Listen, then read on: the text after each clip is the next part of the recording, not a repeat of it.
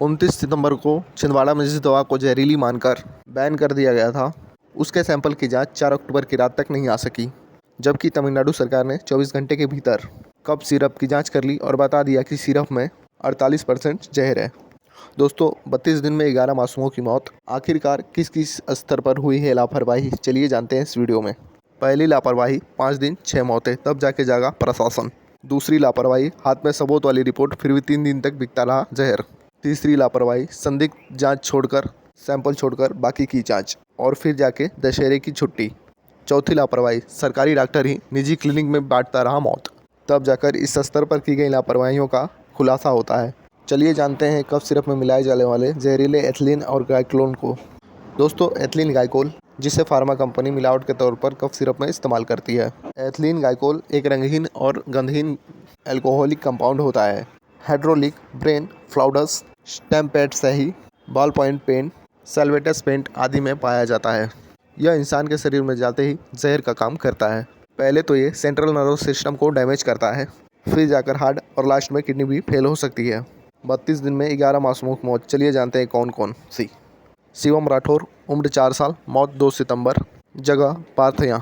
विधि, उम्र 3 साल, मौत 5 सितंबर, पता पारसिया।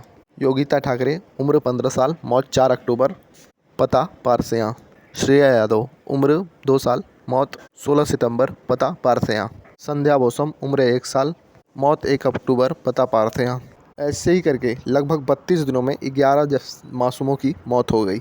इस मामले की शुरुआत सितंबर महीने से ही हो गई थी, लेकिन प्रशासन ने इस तरफ ध्यान नहीं दिया। 2 सितंबर को 4 साल के शिवम राठौर की मौत हो गई। इसे सिर्फ सामान्य घटना मानकर ही नज़रअंदाज कर दिया गया। जब 15 दिनों के भीतर 6 बच्चों की किडनी फेल होने से मौत हो गई, तब जाकर प्रशासन को पहली बार ये भनक लगी। यह भनक लगी कि छिंदवाड़ा के पारसिया ब्लॉक में कुछ गलत हो रहा है। आनन फानन में 20 सितंबर को पारसिया सिविल अस्पताल में एक अलग वार्ड बना तो दिया गया, लेकिन तब तक बहुत देर हो चुकी थी। सवाल यह है कि एक ही इलाके में एक ही पैटर्न से हो रही बच्चों की मौत, लेकिन स्वास्थ्य विभाग और स्थानीय प्रशासन को सचेत होने में 18 दिन क्यों लग गए? क्या हमारे देश में इतनी बड़ी लापरवाही होने के बाद से भी सरकार और प्रशासन इतनी ढीली नज़र आ रही है? मामला अगर अलग अलग जगहों का होता तो समझ में आ सकता था, लेकिन एक ही जगह पर ऐसे मामले होने के बाद से भी सरकार और प्रशासन इतनी ढीली, स्वास्थ्य विभाग इतना ढीला नज़र क्यों आया? अब तो चौतरफा दबाव बढ़ा तो 30 सितंबर को छिंदवाड़ा से संदिग्ध कफ सिरप, कोल्ड्रफ और नेक्स्ट्रा डीएस के सैंपल जांच के लिए भोपाल भेजे गए।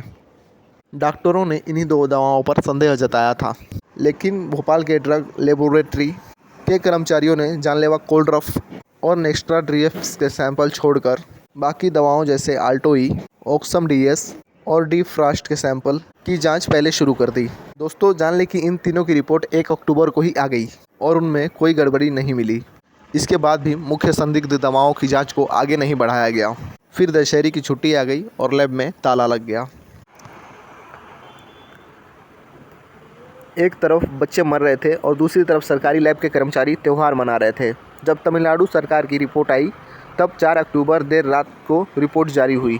मध्य प्रदेश की सरकार की रिपोर्ट में यह पाया गया, कोल्ड्रिफ में 46.2% डायथिलीन ग्लाइकोल DEG की पुष्टि हुई है।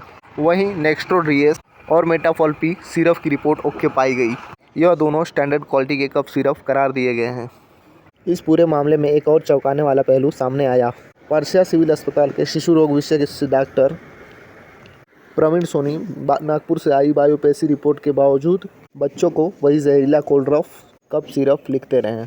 और तो और उनकी पत्नी ज्योति सोनी के मेडिकल स्टोर से इस दवा की बिक्री भी धड़ल्ले से जारी रही। तो दोस्तों, इसी तरह से बच्चों की ज़िंदगियों के साथ खिलवाड़ होते रहे। आज की वीडियो आप लोग को कैसी लगी, कमेंट बॉक्स में ज़रूर बताइएगा। मिलते हैं अगली वीडियो में। जय हिंद।